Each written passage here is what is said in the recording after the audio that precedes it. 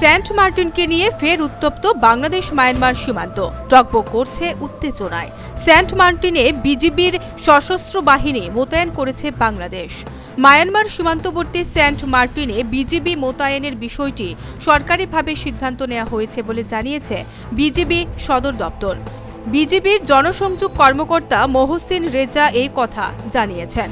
তিনি বলেন, মায়ানমার সীমান্তে এর আগেও বিজিবি সদস্য মোতায়েন ছিল, তবে 1997 সালে শেষবারের মতো সেন্ট মার্টিনে অতিরিক্ত নিরাপত্তার ব্যবস্থা করা হয়েছিল। এখন আবারও 24 ঘণ্টা পাহারার ব্যবস্থা করা হয়েছে। সরকার সিদ্ধান্ত নিয়েছে আগের মতো আবারও বিজিবি মোতায়েন থাকবে। তাই রবিবার থেকেই বিজিবি সদস্যদের মোতায়েন করা হয়েছে সেন্ট মার্টিনে। সাম্প্রতিক সময়ে সেন্ট মার্টিনকে বাংলাদেশের প্রতিবেশী রাষ্ট্র মায়ানমার নিজেদের বলে দাবি করার চেষ্টা করছে। মায়ানমার ইনফরমেশন ম্যানেজমেন্ট ইউনিট নামের দেশটির সরকারি একটি ওয়েবসাইটের মানচিত্রে বাংলাদেশের সেন্ট মার্টিনকেও মায়ানমারের মধ্যে চিহ্নিত করা হয়েছে। বিষয়টি জানতে পেরে মায়ানমারের রাষ্ট্রদূত উ লুইন ওকে পররাষ্ট্র মন্ত্রণালয়ে তলব করে এই ঘটনার প্রতিবাদ জানিয়ে একটি কূটনৈতিক চিঠি দিয়েছে বাংলাদেশ। তবে পররাষ্ট্র মন্ত্রণালয় থেকে জানা গেছে 1937 সালে মানচিত্রে সেন্ট মার্টিন ভারত উপমহাদেশের অংশ ছিল।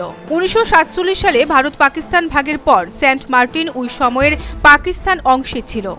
1971 সালে বাংলাদেশ স্বাধীন হওয়ার সময়ও সেন্ট মার্টিন বাংলাদেশের অংশে ছিল। সর্বশেষ 2013 সালের 14 মার্চ সমুদ্র সীমা বিষয়ক জাতিসংঘের আন্তর্জাতিক ট্রাইব্যুনাল বাংলাদেশ ও মায়ানমারের সমুদ্র সীমা বিষয়ক বিরোধ নিষ্পত্তির রায় দেন। ওই রায়েও সেন্ট মার্টিনকে বাংলাদেশের অংশ হিসেবে চিহ্নিত করা হয়েছে, কিন্তু মায়ানমার তা মানতে নারাজ। মায়ানমার সীমান্তে উত্তেজনার সৃষ্টি করছে বলে দাবি করছে বাংলাদেশ। ঢাকা থেকে শাহিদ সিরাজির রিপোর্ট, নিউজ ভ্যানগার্ড।